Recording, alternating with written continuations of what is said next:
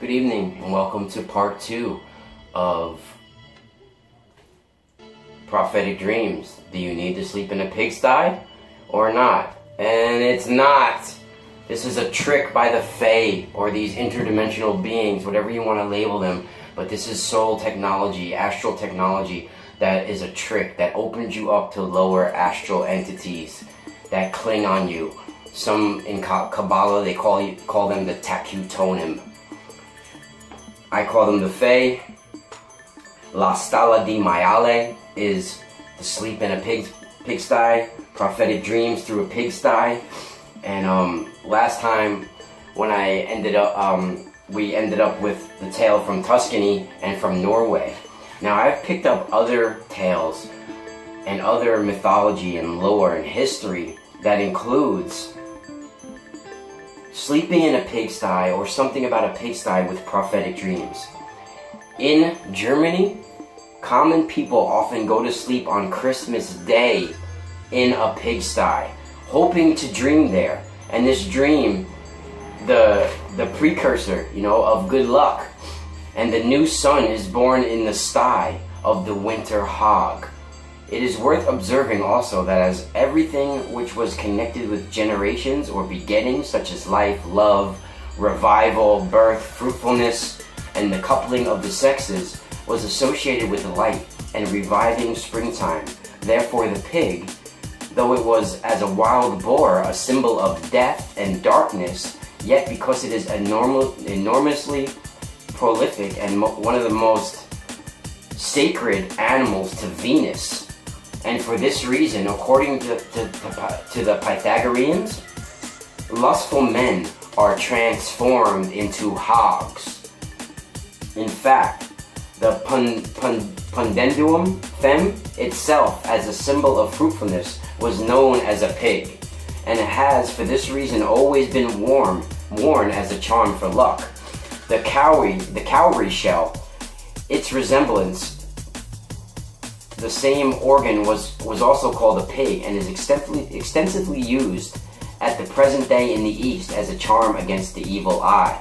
As sleeping in a pigsty gives true dreams, so-called true dreams, so the pig seems of old in many lands to have closely allied to truth. For Romans, Scandinavians, Germans, they all swore by this. The pig was so generally used in sacrifices and was so closely connected with mysteries and holy rites that a German, Cassilius, published a work on this subject in 1769. And it was about swine, and in ancient mythology and the legend the reader consults to is from Die Symbolik and Mythologia die Natur von J.B. Friedrich, in 1859 wrote this. It is not generally known that the reason which the Turks give for not eating pork is that all living things were converted to Mahomedanism except the pig, who remained a heathen. And in the Netherlands, the peasants have a proverb of the pig under the barrel, which refers to the Jews refraining from the unclean beast and tells a story accounting for it. This story goes like this. When Christ once went to Flanders, the Jews ridiculed his teaching.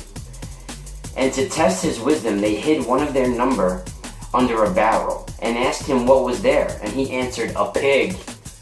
So they laughed him to scorn. But lo, when they lifted the barrel, there was their friend, changed into a hog.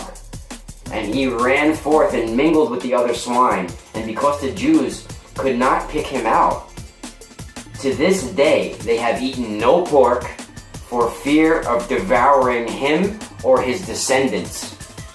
There is another old and curious Norse story of dreaming in a pig pen that I dug up as well. And when Earl Hakon was fleeing in AD 995 from his subjects who had risen in rebellion, he went with a single thrall, a slave named Kark, who had been his playmate from his boyhood, to his mistress Thora of Rimul, and she hid the two in a deep ditch under her pigsty. This was covered over with boards and earth, and the pigs were over it. Then came Olaf Tryggvason, of the race of Harold the Fair-Haired, who I talked about in the first episode, to Raimul to seek and slay Hakon, and calling his men together, he mounted a great stone close to the pigsty, and declared in a loud voice that he would have a great reward to anyone who would find the Earl and slay him. The Earl heard this and saw the thrall Kark was listening eagerly. "Why art thou so pale?" asked the Earl, "and now again as black as earth? Is it that thou wilt betray me?" "No," replied Kark. "We were both born in the same night," said the Earl, "and our deaths will not be far apart." They sat in silence. At last Kark slept, but he tossed and talked in his sleep. The Earl waked him and asked what he had dreamed. "I dreamed," answered Kark, "that we were both on board a ship, and that I stood at the helm. That must mean that rulest over thy own life as well as mine. Be faithful to me, and I will reward thee when better times come." Once more the thrall fell asleep and had a nightmare. The Earl woke him again and asked him, What did you dream?" "I thought I was at hold," said Kark, "and Olaf Travgifson put a golden ring around my neck." "The meaning of that," said the Earl, "is that Olaf will put a red ring about the neck if thou goest to seek him. Therefore beware of him, and be true to me." And when the Earl fell asleep, Kark slew his master with his knife, thrusting it deep into his throat. Soon after he came to Olaf with Hakon's head, and claimed the reward promised. But Olaf verified the murdered man's prophecy. He put not a ring of gold, but one of blood round Kark's neck, for he beheaded him.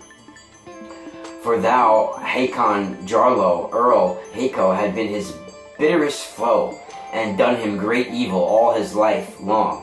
He little linked it that so great a man could be treacherously slain by a slave whom he had ever trusted kindly. And as the saga ends, when Olaf knew that it was the head of Earl Hakon, he was enraged at the thrall and ordered him to be hanged, and said he shall have evil boot for betraying his master. For if he deceived Earl Hakon, so would he betray me if he could, and so shall all treason to a master be rewarded. As we are influenced by surroundings, it is natural that certain places should have chosen to dream in. We have read, says Pico di Mirandola and his witch, that the physicians of Calabria and Taurus were wont to sleep in the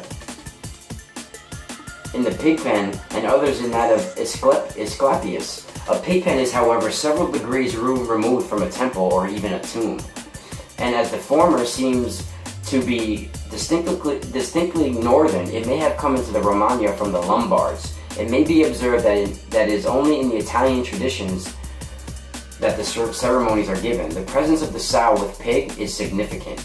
It was by a prediction referring to such a sow that Odin caused himself to be suspect by King Hydrek in the Hervar saga.